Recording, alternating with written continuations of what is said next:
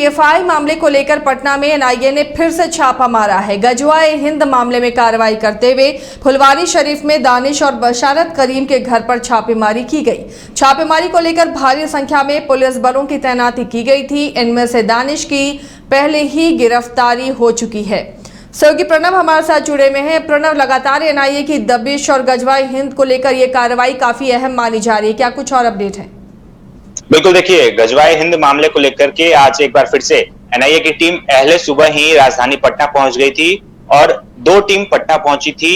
कई अधिकारी शामिल थे, स्थानीय थाना के भी जो लोग हैं, पुलिसकर्मी हैं, वो उसमें शामिल थे और 6 बजे के आसपास कह सकते हैं कि फुलवारी शरीफ के 2 जगहों पर एनआईए की टीम बिहार पुलिस के साथ पहुंची और सुबह से ही जो छापेमारी है वो चल रही थी। करीब 7 से 8 घंटे तक लगातार छापेमारी हुई। दानिश के घर भी छापेमारी हुई। दानिश पहले से ही गिरफ्तार है। कई कॉन्टैक्ट्स उससे मिले थे, जिस आधार पर एनआईए की जो टीम है वो छापेमारी कर रही थी। और एक और व्यक्ति है जिसके घर से छापेमारी हुई, वहां पर कुछ दस्तावेज हाथ लगे हैं एनआईए की टीम को। एक मोबाइल फोन वहां से एनआईए की टीम ले गई है, एक लैपटॉप ले गई है, एक हार्ड डिस्क ले गई है। इसके साथ ही साथ कुछ दस्तावेज भी ले गए। वहीं अगर दानिश के घर की बात करें तो वहां पे जो उनके परिवार वाले लोग थे उनसे एनआईए की टीम ने पूछताछ की है, क्योंकि कई ऐसे लिंक्स थे जो सीधे तार कह सकते हैं दानिश के साथ जुड़े हुए थे। दानिश का जो मोबाइल मिला था, उसमें जो व्हाट्सएप ग्रुप मिला था, उसमें कई अहम जानकारी एनआईए की टीम को मिली थी और उसी आधार पर देश भर में कई जगह छापेमारी हुई थी। और कह सकते हैं कि तीसरी बार आज राजधानी पटना एनआईए की टीम पहुंची है, तो कहीं ना कहीं कुछ चीजें जो एनआईए से छूट रही थी उन चीजों को लेकर के एनआईए की टीम पहुंची थी और 7 से 8 घंटे तक छापेमारी हुई। उसके बाद छापेमारी खत्म हुई। एनआईए की टीम फुलवारी से निकली, फुलवारी शरीफ थाने गई, वहां पर जो भी प्रोसीजर था उसको किया गया और जो भी दस्तावेज मिले थे, एक बैग एनआईए की टीम साथ ले गई है जिसमें कुछ दस्तावेज, एक लैपटॉप, एक मोबाइल फोन और एक हार्ड डिस्क। अब देखना होगा कि एनआईए की टीम उसको खंगालेगी तो उसमें किस तरीके के तार जुड़ते हैं, कौन कौन से व्यक्ति या फिर जो उसके संगठन में शामिल थे उनके तार मिलते हैं, उस आधार पर एनआईए की जो टीम है वो आगे कार्रवाई करेगी। जैसे तो बड़ी कार्रवाई एनआईए की तरफ से की गई है। दानिश की पहले ही गिरफ्तारी हो गई है और अब बशारत के घर पर एनआईए की छापेमारी काफी देर तक चलती रही।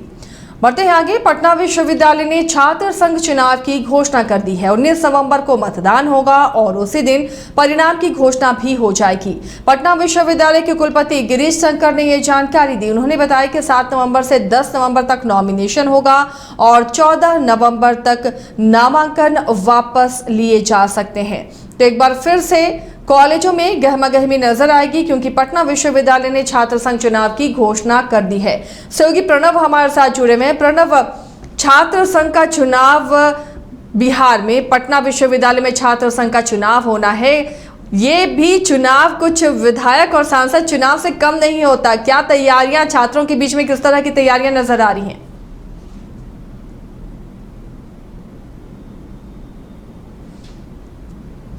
प्रणव, आवाज मिल रही है आपको?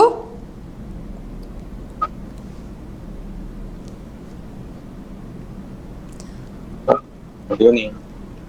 प्रणव, आवाज मिल पा रही है क्या आपको?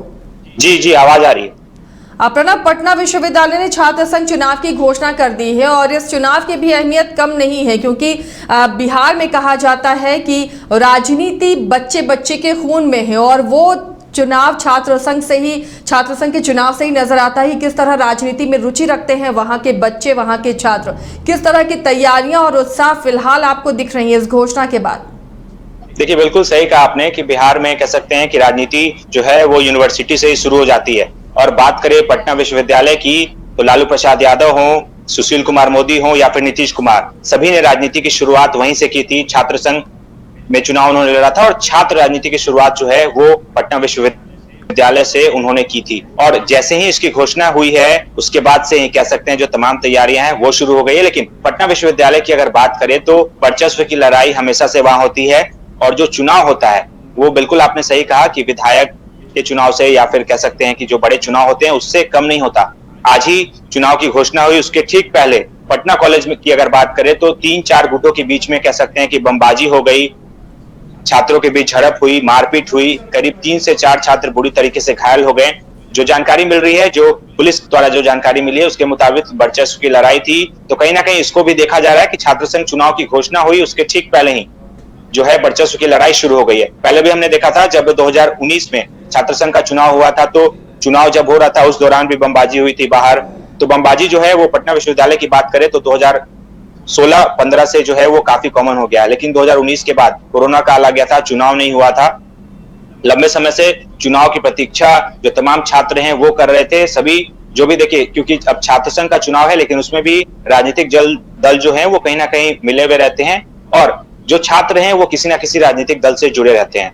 तो ऐसे में पार्टी का भी कह सकते हैं एक तरह से सपोर्ट होता है, इसलिए जो तमाम छात्र हैं वो सभी तैयारी में लग जाते हैं। आज घोषणा कर दी गई है, 19 नवंबर को चुनाव होगा और उसी दिन परिणाम की भी घोषणा कर दी जाएगी। कौन छात्र संघ के अध्यक्ष बनेंगे इसकी भी घोषणा हो जाएगी। सुबह से दोपहर 2 बजे तक मतदान होगा और 4 बजे से रात तक जो कह सकते हैं वोटों की गिनती होगी। अमूमन जब भी छात्र संघ का चुनाव होता है तो देर रात परिणाम आते हैं, कभी रात 12 बजे, कभी अगले दिन सुबह 2 बजे तक परिणाम आते हैं। उस दौरान कई तरह की अलग अलग तस्वीरें पटना विश्वविद्यालय में देखने को मिलती है। भारी संख्या में, जिस तरीके से विधानसभा चुनाव होता है उसी तरीके से भारी संख्या में पुलिस बल की तैनाती कह सकते हैं कि पूरे पटना यूनिवर्सिटी के आसपास की जाती है और विशेष सुरक्षा बल जो है उनकी भी तैनाती वहां पर होती है, क्योंकि कई बार जब चुनाव चल रहा होता है उस दौरान भी बाहर देखने को मिलता है कि छात्रों के बीच झड़प हो जाती है या फिर बमबाजी हो जाती है।